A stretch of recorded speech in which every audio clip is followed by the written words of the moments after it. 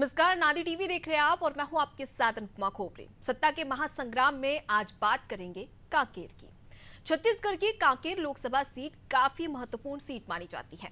यहाँ ये सीट अनुसूचित जनजाति के लिए आरक्षित है। ये सीट 1967 में पहली बार अस्तित्व में आई थी। कांकेर को बीजेपी का गढ़ माना जाता है। 1998 से ये सीट बीजेपी के पास है।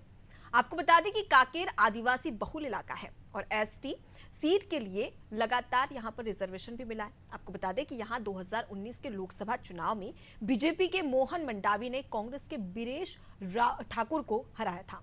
मोहन मंडावी को 5,46,233 यानी कि 47.1% वोट मिले थे, जबकि बीरेश ठाकुर की बात करी जाए तो उन्हें 5,39,319 यानी कि 47% वोट मिले थे।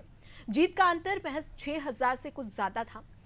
आपको बता दें कि 2014 के लोकसभा चुनाव में बीजेपी के विक्रम देव उसेंडी ने कांग्रेस की फूलो देवी नेताम को 35,158 मतों से पराजित किया था। उसेंडी को 4,65,215, नेताम को 4,30,057 वोट मिले थे। वहीं तीसरे नंबर पर सीपीआई के रमेश कुमार गावड़े रहे। आपको बता दें कि गावड़े को 23,482 वोट मिले थे। करीब 70% वोटिंग यहां पर हुई थी। इस सीट पर 1998 से 2009 तक भाजपा के सोहन पोटाई लगातार सांसद रहे। 2014 में बीजेपी ने विक्रम उसेंडी को यहां से चुनावी मैदान में उतारा। उन्होंने यहां से शानदार जीत दर्ज की। इस बार बीजेपी ने मौजूदा सांसद मोहन मंडावी का टिकट काटकर अंतागढ़ से विधायक भोजराज नाग को मैदान में उतारा है। उनका मुकाबला कांग्रेस के बीरेश ठाकुर से है। पिछली बार यहां पर भाजपा की जीत का अंतर बहुत अधिक नहीं था, इसलिए भाजपा के लिए यह सीट चुनौतीपूर्ण है और यहां दिलचस्प मुकाबला होने वाला है। इस सीट पर धर्मांतरण और राष्ट्रवाद को लेकर बहस गर्म है, जिसे भुनाने में बीजेपी कोई कोर कसर नहीं छोड़ रही। बात अगर इस सीट के मौजूदा सियासी समीकरण की करें तो इस सीट में आने वाले 8 विधानसभा क्षेत्रों में से 5 पर कांग्रेस का कब्जा है। साल 1996 तक इस निर्वाचन क्षेत्र पर कांग्रेस का प्रभाव रहा। कांग्रेस के अरविंद नेताम 5 बार सांसद रहे, लेकिन 1998 में अलग जिला बनने के बाद से यह बीजेपी का गढ़ बन गई। कांकेर की 51% आबादी आदिवासी है, 44% ओबीसी वोटर और सामान्य वर्ग के वोटरों का प्रतिशत मात्र 5% है। इस बार कांकेर के सियासी समीकरण क्या है, ये जानने की कोशिश करेंगे। पहले सुनते हैं कुछ राजनीतिक प्रतिक्रियाएं। देखिए, कांकेर क्या पूरे छत्तीसगढ़ का और पूरे देश की सीट में भारतीय जनता पार्टी 400 पार करेगी, ये निश्चय है। जिस प्रकार से 10 वर्षों में माननीय नरेंद्र मोदी जी के नेतृत्व में देश एक ऊंचाई नए आयाम को प्राप्त कर रहा है। एक तरफ हम चंद्रयान लॉन्च करते, दूसरी तरफ आम आदमियों के लिए शौचालय और मकान की बातें करते हैं। जब पूरा विश्व कोरोना जैसी महामारी से गुजर रहा था, तब पूरे विश्व, भारत के साथ साथ अन्य देशों में भी टीकाकरण का कार्य माननीय मोदी जी ने अपने हाथ में लिया है। कोरोना काल के समय गरीबों के भोजन की चिंता करते हुए गरीब अन्न कल्याण योजना चालू हुई।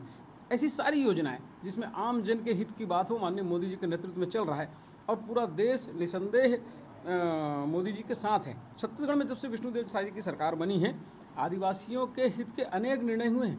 प्रधानमंत्री आवास हमने सरकार बनते ही घोषणा कर दी। उनको तेंदुपत्ता का 5500 रुपये प्रति बोरा दिया जा रहा है। ऐसी सारी योजनाएं हैं।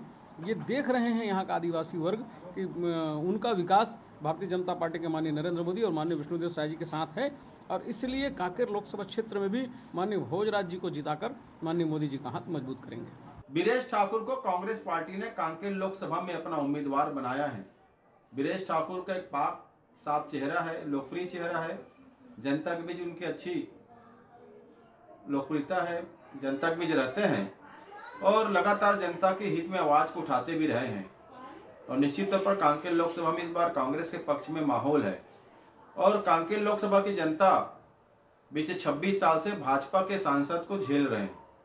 भाजपा सांसदों की निष्क्रियता के चलते कांकेर के कई गांव में मूलभूत सुविधाएं नहीं पहुंच पाई है, जो केंद्र की योजनाएं नहीं पहुंच पाई है और कई गांव तो ऐसे हैं जब 26 साल से भाजपा सांसद पहुंचे ही नहीं है। अगर गांव के और शहर की जनता पूछ रही कि मेरा सांसद ने मेरे लिए क्या किया है, तो निश्चित तौर पर कांकेर लोकसभा में इस बार भाजपा के खिलाफ आक्रोश है और मोदी सरकार की वादा खिलाफी, महंगाई, बेरोजगारी से जनता हताश परेशान है और कांकेर लोकसभा में बदलाव होगा। बीरेश ठाकुर बड़े अंतरों के साथ वहां जीत दर्ज कराएंगे और कांकेर से उठी आवाज दिल्ली तक जाएगी और दिल्ली भी मोदी सरकार की विदाई सुनिश्चित है। तो देखिए 26 अप्रैल वो तारीख जब कांकेर में दूसरे फेज में लोकसभा चुनाव होने हैं। ऐसे में कांकेर लोकसभा सीट कितनी महत्वपूर्ण है और इसके सियासी समीकरण क्या है वो भी हमने आपको बता दिए, और यहाँ पर स्थानीय मुद्दे कौन कौन से हैं और कौन कौन से मुद्दे दोनों ही पार्टियों पर हावी हो सकते हैं उसकी जानकारी भी हमने आपको दे दी। लेकिन जनता क्या चाहती है और जनता क्या विकास यहाँ पर हो पा रहा है जनता के अनुसार, क्या पार्टियां जो तमाम दावे कर रही है उसमें कितने सही साबित ये दावे हो रहे हैं, आज इसी मुद्दे पर चर्चा करेंगे। और चर्चा करने के लिए हमारे साथ में एक खास पैनल भी जुड़ा है। मैं आपका तारुफ करवा देती हूँ। अमरजीत सिंह छाबड़ा बीजेपी की ओर से, संदीप दुबे कांग्रेस की ओर से हमारे साथ में जुड़े हैं, साथ ही कौशल स्वर्णवीर वरिष्ठ पत्रकार हमारे साथ में जुड़े हैं, और मिथुन मंडल संवाददाता कांकेर से हमारे साथ में जुड़े हैं। आप सभी मेहमानों का बहुत स्वागत है अनादि टीवी में। चर्चा की शुरुआत करने से पहले मैं सीधे रुख कर लेती हूं मिथुन का, जो कि कांकेर लोकसभा सीट से हमारे साथ में लाइव मौजूद है। उनसे जान लेते हैं कि आखिर कांकेर की जनता इस लोकसभा चुनाव से क्या उम्मीद करती है और दोनों ही प्रत्याशियों को किस प्रकार का रिस्पॉन्स दे रही है। मिथुन, सबसे पहले कांकेर लोकसभा सीट की बात की जाए तो देखिए शानदार जीत के लिए दमदार प्रत्याशी का होना बेहद ज्यादा जरूरी है। ऐसे में जनता बीजेपी और कांग्रेस दोनों ही प्रत्याशियों को लेकर क्या सोच रही है? देखिए, सबसे पहले मैं बता दूं कि ये जो क्षेत्र है कांकेर लोकसभा, ये 1967 में ये वजूद में आई है। उसके बाद लगातार जो 98 है 1998 में यहाँ पे जो भाजपा ने एक पकड़ बनाई थी, उसके बाद लगातार यहाँ पे भाजपा का जो है पकड़ रहा है। 8 विधानसभा है यहाँ पे जिस पर लगातार जो है भाजपा की जीत रही है। उसमें अगर विक्रम उसेंडी जी की बात करें तो वो वहाँ पे 35,000 वोट से जीते थे। उसके बाद मोहन मंडावी की बात करें तो उसका जो अंतर रहा वो काफी कम रहा। लेकिन फिर भी इस बार जिस प्रकार के लहर चली है तो कहीं ना कहीं यहाँ पे जो रुझान है क्षेत्र का देखा जा रहा है, चाहे मोदी की गारंटी की बात की जाए या फिर लोगों के, स्थानीय लोगों के मुद्दे की बात की जाए। और मैं बता दूं कि कल जो एक बड़ी यहाँ पे कामयाबी हासिल हुई सरकार की, यहाँ पे जो नक्सली मारे गए, यहाँ पे काफिला लगा हुआ है, कहीं ना कहीं ये सरकार को एक पॉजिटिव की ओर लेके जाता है। पूरे लोगों में एक जो दहशत का माहौल था, एक उसमें एक कहीं ना कहीं एक राहत मिली है लोगों को। ऐसे में देखा जा रहा है कि यहाँ पे जो मुद्दा है वो कहीं ना कहीं भाजपा की ओर जाता दिख रहा है। जी मिथुन, मैं आपसे ये भी जानना चाहूंगी क्योंकि पीछे मैं देख रही हूँ कि जनता आपके पीछे खड़ी हुई है, भारी भीड़ देखने को मिल रही है। एक बार उनसे जानने की कोशिश करिए कि इस बार उन्हें क्या लगता है कि क्या जनता फैसला करने वाली है और क्या विकास हुआ है कांकेर में, कौन कौन से ऐसे मुद्दे हैं जिसको जहन में लेकर वो वोट करने वाले हैं। जी बिल्कुल, हमारे साथ अभी मौजूद है यहाँ पे स्थानीय, आपसे नाम जानना चाहेंगे और इस बार जो लोकसभा का जो चुनाव होने का है आप किसको वोट देंगे? देखिए, वोट की बात अगर करें तो हम पहली बात तो ऐसा है कि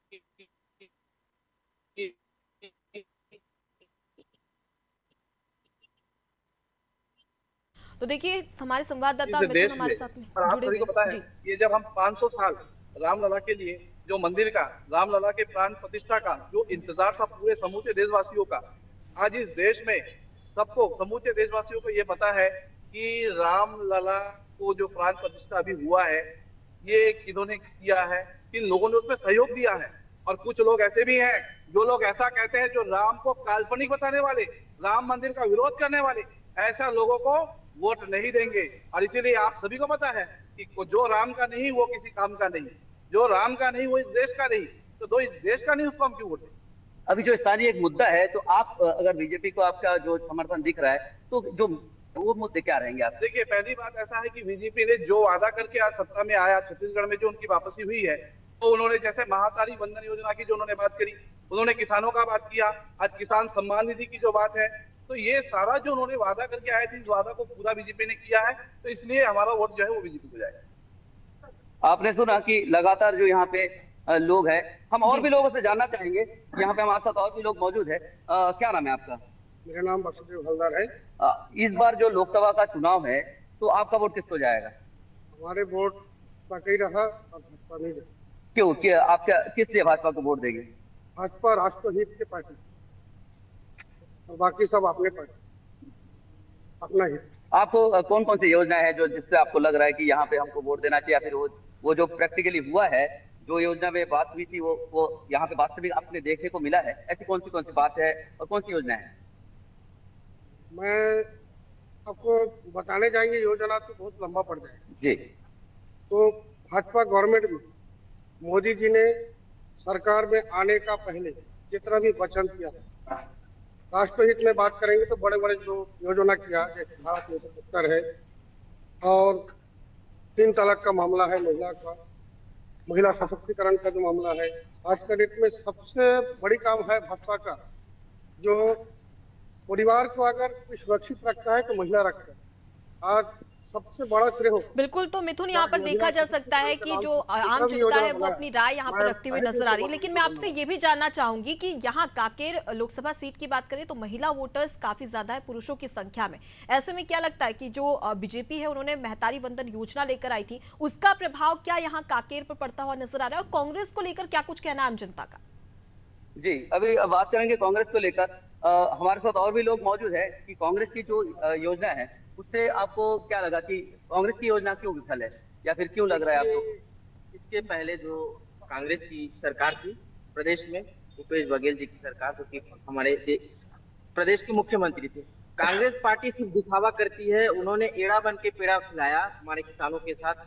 जो बस्तर संभाग है, हमारा जो उत्तर बस्तर किसानों के ऊपर बिलोंग करते हैं, लेकिन ऐसे जगह में कांग्रेस पार्टी की योजनाएं पूरा विफल के विफल रही।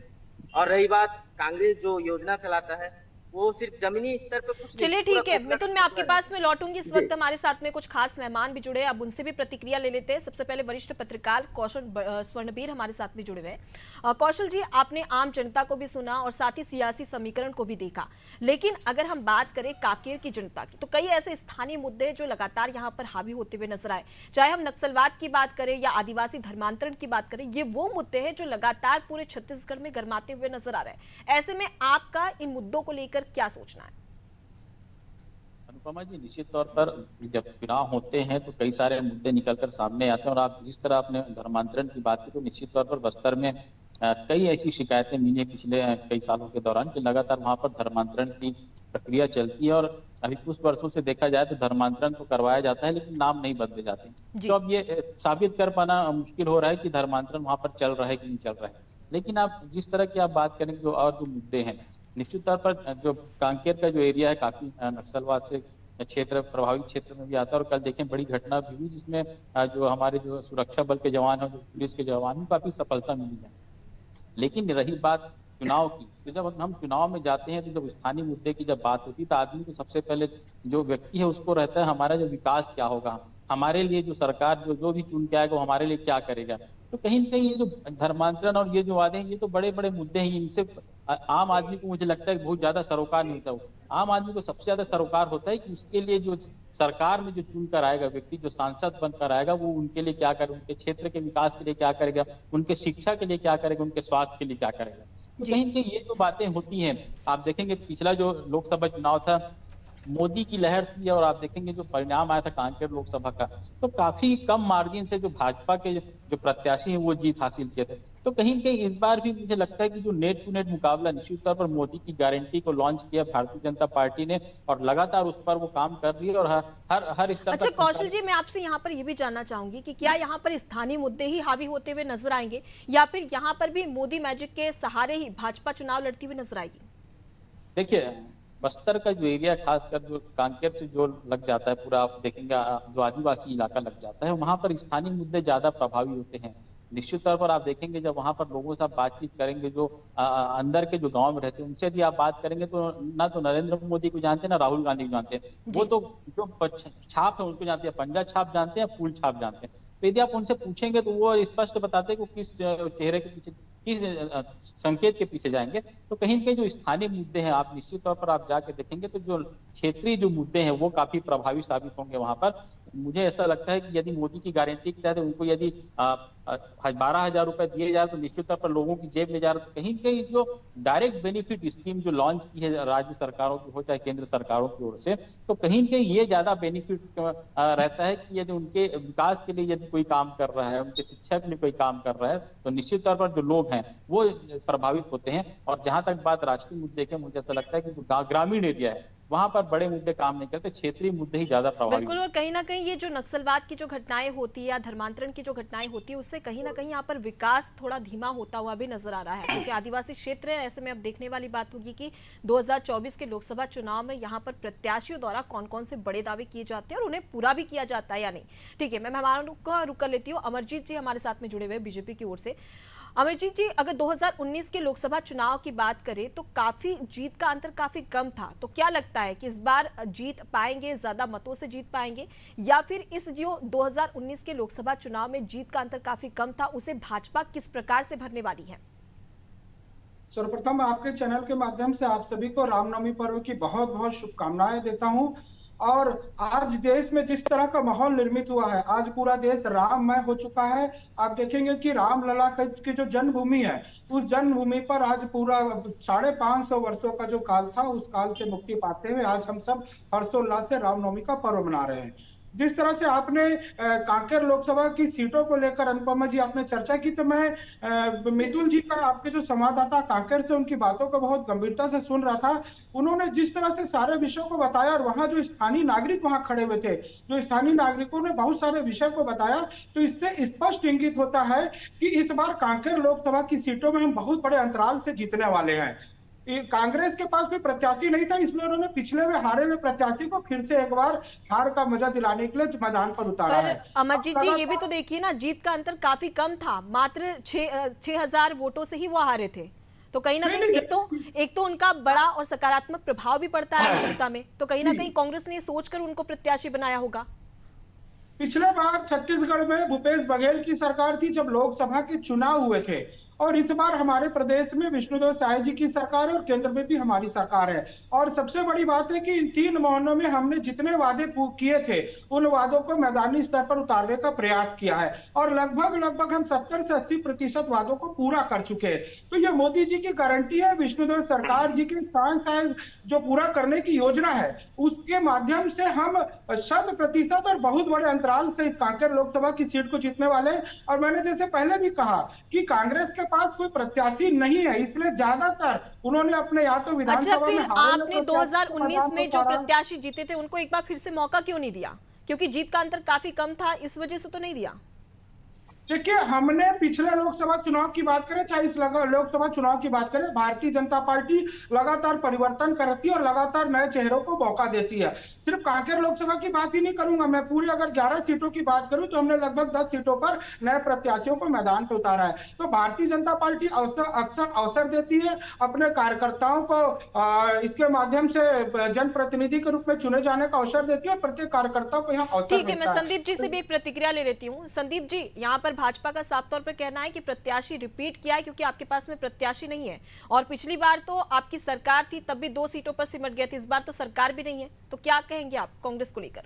पहली बात तो नमस्कार, आपको रामनवमी की शुभकामनाएं जी। मैं अभी आपके संवाददाता जो बोल रहे थे, मेरे को लगता है भारतीय जनता पार्टी कार्यालय के सामने ही, और सारों का नाम पता करेंगे तो सभी उनके कार्यकर्ता हैं। ठीक है, ये आपका अपना संवाददाता का वो है कि किस तरह से वो लोगों से पूछते हैं और उन्हीं को 4-5 को आम जनता मान लेते हैं, ये अलग विषय है। दूसरा, सबसे बड़ी बात, इन्होंने 2 बात कही कि कांग्रेस का प्रत्याशी नहीं बदल पा रही, प्रत्याशी नहीं मिल पा रहा। आपने सही इनसे पूछा, तो फिर आप विनिंग कैंडिडेट को क्यों हटा दिए? इसका सिर्फ कारण यह है कि इनको भय था और 100% इस चुनाव को हम जीत रहे हैं, इसलिए उन्होंने प्रत्याशी बदल कर जो है भारतीय जनता पार्टी नए प्रत्याशी ले। उसका कारण यह है कि वो इतना निष्क्रिय माने सांसद था, ना ही उन्होंने पार्लियामेंट में कोई बात हटाया।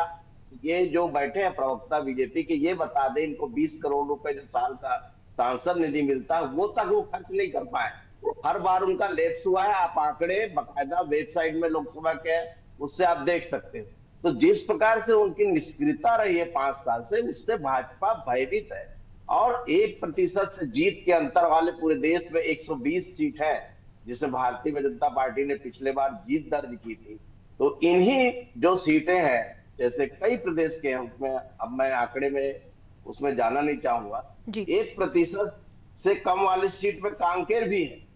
और आज जो जितने भी चैनल्स जो हैं, जो अपना वो बता रहे हैं प्रिडिक्शन, कि आने वाले समय में कौन कौन से उसमें कांग्रेस आ सकती है। उसमें कांकेर भी एक, बस्तर भी एक है, राजनांदगांव है, रायगढ़ है। इस प्रकार से 4-5 सीट है जिसमें भाजपा को कड़ी मुकाबला करना है। और हमारा कहना है कि हम वहां जीत रहे हैं।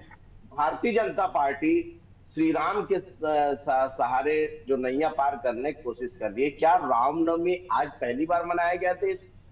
सैकड़ों साल से रामनवमी मनाया जा रहा है। आप मेरी बात पहले सुन लीजिए, अपना मैंने बोला ही नहीं। नहीं, राम के नाम से आपने सिर्फ राम के नाम से बात की। आपने 14 में पहला घोषणा किया था कि हम जो रुपयों का वो है अवमूल्यन जो कर रही है मनमोहन सरकार, जो 53 रुपए था आज 83 रुपए पहुंच गए। आपने सिलेंडर के नाम से जो महंगाई का मुद्दा उठाया, वो सिलेंडर आज 1200 रुपए पहुंच गया। पेट्रोल 56 रुपए था, वो 100 से पार कर लिया। इसी प्रकार से अन्य तेल जो 80 रुपए था वो 200, 150, 250 चला गया। दाल चला गया, चावल चला गया, काली मिर्च चला गया। सभी महंगाई से त्रस्त है। ये ध्यान भटकाने का इनका अपना तरीका है। आज मोदी किसी भी मंच से बेरोजगारी के बारे में बात नहीं करते और रोजगार का अवसर कैसे उपलब्ध कराए इस पर बात नहीं करते। आपको याद होगा अभी किसानों के साथ इन्होंने 4 मीटिंग की। चारों मीटिंग में ये कहा कि हम एमएसपी पे कुछ करने जा रहे हैं, आप बताइए कितना करें क्या। ये जब प्रोसेस चल रहा था उसके बाद भी इनके भाजपा के घोषणा पत्र में जो मिनिमम सपोर्ट प्राइस है उस संबंध में कोई बात नहीं। उसके लिए हम कानून बना के लीगल गारंटी देंगे। 30 लाख जो वैकेंसी सेंट्रल गवर्नमेंट की है उस पर इन्होंने 10 साल कोई काम नहीं किया। आज हम चाह रहे हैं कि वो 30 लाख वैकेंसी भरी जाए। ये क्यों नहीं करना चाह रहे? फिलहाल कांकेर लोकसभा सीट पर बात करे थे। ठीक है, आपने जो सवाल किया उसका जवाब मैं ले लेती हूँ। ठीक है, अमरजीत जी से उसका जवाब ले लेती हूँ। संदीप जी, अमरजीत जी, यहाँ पर संदीप जी का साफ तौर पर कहना है कि भाजपा विकास के मुद्दों पर बात नहीं करती बल्कि सिर्फ ध्यान भटकाती है। मैं अपने प्रवक्ता साथी से पूछना चाहूंगा कि आप मुद्दों की बात करते हैं, आप ही के एक बड़े नेता हैं जो विधानसभा में नेता प्रतिपक्ष है और जिनकी पत्नी यहाँ से कोरबा से चुनाव लड़ रही है, वो क्या कहते हैं कि मोदी जी का सर फोड़ देंगे। आप मुद्दों की बात करते हैं, आप कहाँ मुद्दों की बात करते हैं? ये इस तरह के विषय को उठाते हैं। फिलहाल अमरजीत जी, यहाँ पर हम स्थानीय मुद्दों की बात करें तो ज्यादा बेहतर रहेगा। आप मुद्दों की बात कर रहे हैं। छत्तीसगढ़ को जिस तरह से 5 साल आप लोगों ने छला ठगा और यहाँ के प्रदेश के लोगों को धोखा देने का काम किया, उसकी परिणति यह हुई कि 5 साल में ही आपकी विदाई हो गई। आपको इस राज्य को बनने के बाद 2 बार अवसर मिले और दोनों बार में आप एक ही बार में विदाई हो जाती है। आप जनता के मन को समझिए। कल हमने हमारे सैनिकों ने, कल हमारे सेना के जवानों ने, कल हमारे वीर सैनिकों ने यहाँ 29 नक्सलियों की हत्या को एनकाउंटर में मारा है। उस पर आप प्रश्न चिन्ह खड़ा करते हैं। आप जनता के मन को समझने की बात ही नहीं समझते। आज कांग्रेस की जो स्थिति है उसमें भगदड़ मची हुई है। आज कांग्रेस की स्थिति कि इन्हीं के जो बड़े नेता है वो इनको आईना दिखा रहे हैं। भूपेश बघेल जी जब किसी सभा में खड़े होकर बोलते हैं तो उन्हीं के कोई नेता खड़े होकर माइक लेकर उन पर दोषारोपण करते हैं। मेरे साथी भाई, आपके पार्टी को बहुत गंभीरता से अपने विषय को समझने की जरूरत है। किन मुद्दों पर और किन विषयों को लेकर आप जनता के बीच में जा रहे हैं इसको समझने की जरूरत है। आप एक रटा रुटा विषय लेकर ऐसे अमरजीत जी, अगर हम बात करें बीजेपी की, तो बीजेपी के कौन कौन से मुद्दे हैं, कौन कौन से विकास के कार्य हैं जो कि कांकेर की जनता तक पहुंचा रहे हैं आप?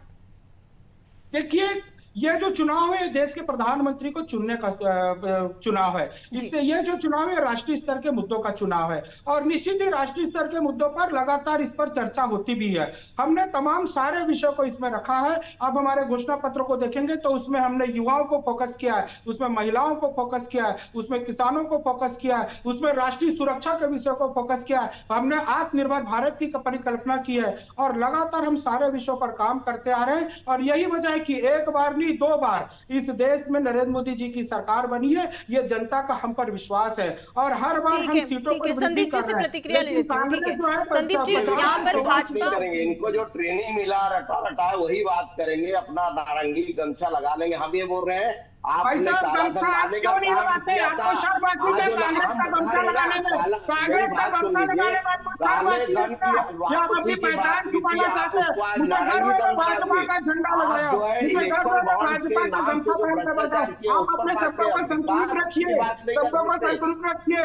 ये भारतीय जनता पार्टी का गमछा है, मैं इसे धारण करके बैठा, मुझे गर्व है इस गमछे पर। आप यदि गमछा नहीं धारण करते तो मुझे लगता है आपको शर्मिंदगी है। कपड़े के ऊपर गमछा है, ये भारतीय जनता पार्टी का गमछा है जिसमें कमल का फूल खिला हुआ है, आप गमछे पर टिप्पणी कर रहे हैं। मुझे लगता है किस तरह आप गमछे पर टिप्पणी कर रहे हैं, आपको विषय पर बात ही नहीं करना। देखिए, अगर आप दोनों ऐसी ही बात करते रहेगी तो आम जनता की बात को नहीं समझ पाएगी। फिलहाल हम विकास के मुद्दे पर ही बात कर रहे हैं कि आखिर कांकेर में कितना विकास हुआ है और आगे कितना विकास करने के दोनों ही प्रत्याशी दावा भरते हैं। ठीक है, मैं सीधे रुक कर लेती हूँ। मिथुन हमारे साथ में लगातार ग्राउंड जीरो पर जुड़े हुए, एक बार उनसे भी प्रतिक्रिया ले लेते हैं। मिथुन, फिलहाल विकास के मुद्दों पर बात कर ली जाए तो विकास वहां पर हुआ है या नहीं, कितना विकास हुआ है, ग्रामीण क्षेत्रों की जनता का क्या कुछ कहना है कि भाजपा के सांसद ने वहां पर कार्य किया है, क्या वो भाजपा के सांसद को जानते हैं या नहीं, इसकी जानकारी लीजिए। जी बिल्कुल पूछेंगे। अभी हमने जो भाजपा के पार्टी के कार्यालय के सामने एक बात आई थी, मैं बता दूं कि यहाँ पे ये पखांजू क्षेत्र है और यहाँ पे अभी हाल ही में जो पूर्व नगर पंचायत अध्यक्ष थे उनको गोली मारकर हत्या कर दी, जिसमें कांग्रेस के जो नगर पंचायत अध्यक्ष रहे वो अभी जेल में है और साथ ही उसके कुछ दिन बाद ही जो प्रदेश सचिव है कांग्रेस के, वो बलात्कार के पात्रों के केस में जो जेल जाते हैं। इस वजह से जो है लोगों का जो मन बना हुआ है कहीं ना कहीं टूटा हुआ लग रहा है कि इतने बड़े नेता इतने बड़े पद पर इस प्रकार के जो कृत्य को अंजाम दिए हैं, तो कहीं ना कहीं लोगों में इसका एक नेगेटिव इफेक्ट है। और मैं आपको बता दूं कि अभी स्थानीय जो लोग हैं यहाँ पे हमारे साथ मौजूद है, ये व्यापारी हैं, मैं इनसे भी पूछते हैं कि क्या नाम है आपका? तो आप अभी यहाँ व्यापारी हैं, तो आपको कौन सी पार्टी यहाँ पे आपको लगता है कि विकास कर रही है या फिर आप उसको वोट देंगे? आपका वोट किसको जाएगा? बीजेपी को जाएगा। किस वजह से? बीजेपी ने क्या काम किया? हर तरफ मतलब काम हो रहा है बीजेपी का, जैसा भी आप बोलोगे हर तरफ काम हो रहा है बीजेपी का। ये कांग्रेस को क्यों नहीं जाएगा आपका वोट? कांग्रेस जो देश के लिए काम करेगा, देश को विकास करेगा, उसी पे ही हम लोग वोट देंगे। ठीक है मिथुन, लौटूंगी आपके पास में। तो अपने अपने मुद्दे, अपनी अपनी बातें यहाँ पर आम जनता रखती हुई नजर आ रही है, लेकिन सबसे बड़ी बात है कि एक और अगर देख लिया जाए, देखिए कांकेर लोकसभा सीट की बात कर ली जाए तो यहाँ पर लगातार कई ऐसे स्थानीय मुद्दे हैं जो कि हावी होते हुए नजर आ रहे हैं, लेकिन आम जनता इसके बारे में क्या सोचती है देखना दिलचस्प होगा। आप सभी मेहमानों का बहुत शुक्रिया हमसे बातचीत करने के लिए, उस डिबेट में शामिल होने के लिए। देखिए, लोकसभा चुनाव 26 अप्रैल को मतदान होना है कांकेर लोकसभा सीट पर, और यहां पर स्थानीय मुद्दों की बात कर ली जाए तो आदिवासी धर्मांतरण और उसके साथ ही साथ यहां पर कई ऐसे मुद्दे हैं, विकास के मुद्दे, जिस पर अभी भी कहीं ना कहीं एक प्रश्नवाचक चिन्ह लगा हुआ है कि क्या कांकेर में विकास हो पाएगा या नहीं। लेकिन जनता की बात करें तो अब भी जनता यही चाहती है कि कांकेर में विकास हो। अब यह पता चलेगा कि 26 अप्रैल को कांकेर की जनता क्या फैसला करती है। फिलहाल सत्ता के महासंग्राम में इतना ही। देखती रहना आदि टीवी। नमस्कार।